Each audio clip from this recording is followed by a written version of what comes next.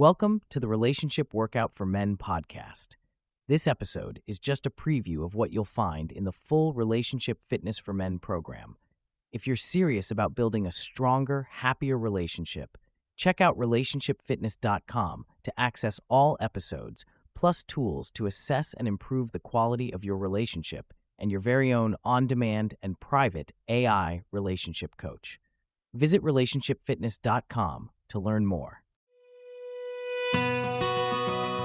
Welcome to Relationship Workout for Men, a podcast dedicated to helping men be intentional in choosing a better partner and being a better partner for the person they choose.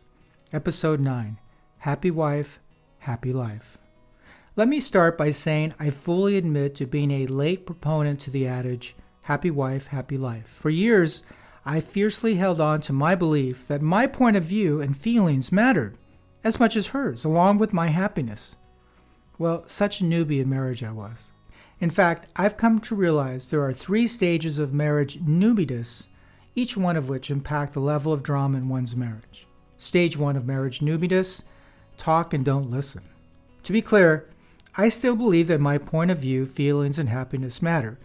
But the nuance I didn't realize, my newbie-ness in marriage, so to speak, was taking this belief into difficult conversations with her. I would consistently feel an overwhelming need to tell her my point of view and feelings. I was convinced that my point of view and feelings mattered and that I was right, even if this meant talking over her or only hearing blah, blah, blah when she spoke. There was a nugget of insight. As a newbie in marriage, I had linked the importance of my point of view and feelings to somehow being right during the difficult conversations. I call this being in stage 1 of marriage newbie-ness, talk and don't listen.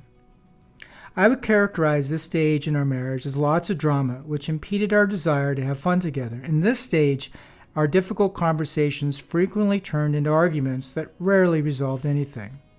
And in a relatively new marriage, especially when there are young children, the possibilities for disagreement seem endless. Worse, with sleep-deprived parents of babies and toddlers that won't sleep through the night, patience levels can be at all-time lows. Day after day, year after year of this can wear down the love that once sparked the proposal in the first place. This may be one reason why the average length of a marriage ends in divorce in less than 8 years. I personally think there's a lot of marriage newbie-ness going on. Stage 2 of marriage newbie-ness, listen and defend. Where did this assumption that I was right come from? Could we both be right if my point of view and feelings matter? Could my point of view be somehow wrong and still matter? These questions led me to a breakthrough understanding that maybe I should listen to what she had to say. Well, this seems like an extremely obvious point, one I had even read about 100 times in self-help books. The cold reality is that when you're angry, arguing, and convinced that your point of view is right, it's hard to take a deep breath, calm your mind, and openly listen. Easy to read, hard to implement.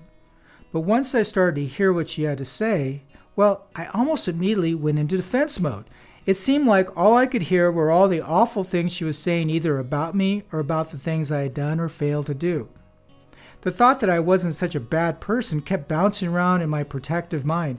And let's not forget that I have a point of view and feelings that still matter, even though now I'm trying to listen more intently to learn about her point of view and feelings, which also matter. I was in stage 2 of marriage newbie-ness, listen and defend. At this stage, the level of drama in our marriage was lower than before, as there were times when my listening at her prevented an argument from forming.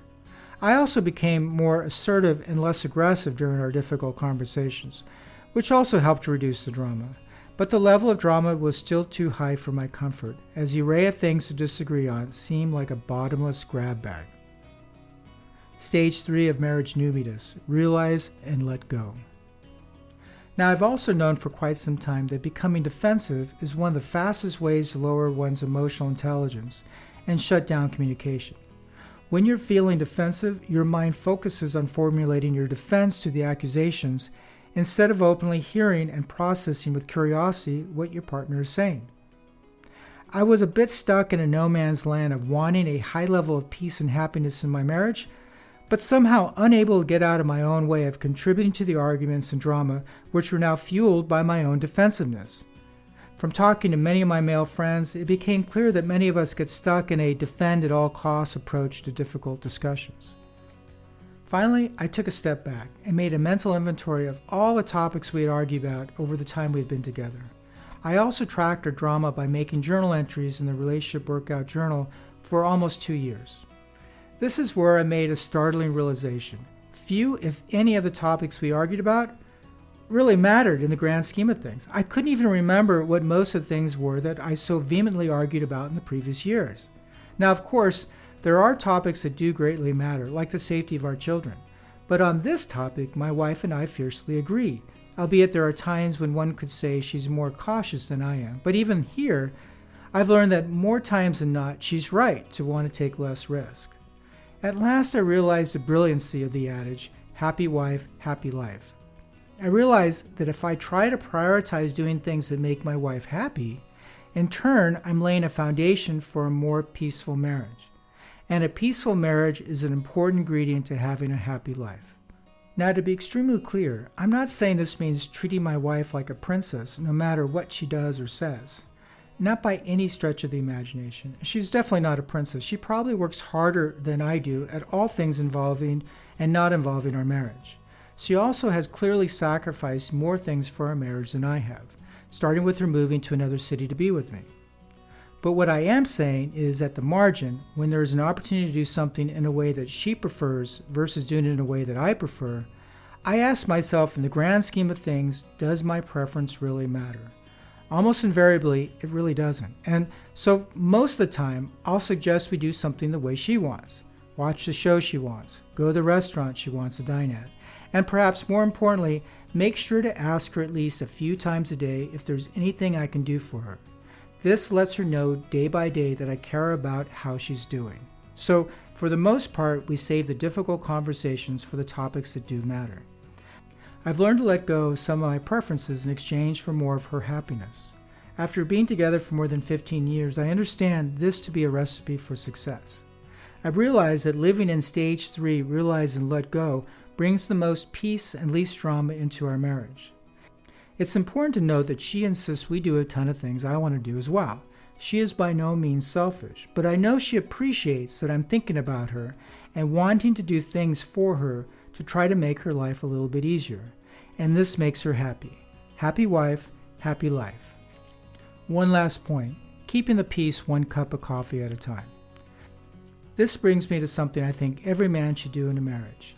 Have one thing that you can do every day for your wife. For me, I make her a cup of coffee. It's simple. I know she likes a cup of decaf coffee early in the morning, so as part of my morning routine, I make her a cup of brew without her asking. It takes me, maybe 2 to 3 minutes each day. Easy peasy. Besides just simply being a nice thing to do, the routine of making her morning coffee has a second advantage. Any given morning when there is tension between us, because, perhaps we had an argument the night before that wasn't resolved, giving her this cup of coffee signals that even though we're arguing now, I love her and want her to be happy. That simple cup of coffee helps thaw the ice. So these are the 3 ingredients I have found to reduce one's level of marriage newbie-ness, and quite frankly, reduce some of the drama. 1. Live the adage, happy wife, happy life. Get on board with the point of view that the happier your wife is, the happier your life will be. Don't let your ego and need to be right add unneeded drama to your marriage. 2. Move to stage 3 of marriage newbie-ness, realize and let go as soon as possible.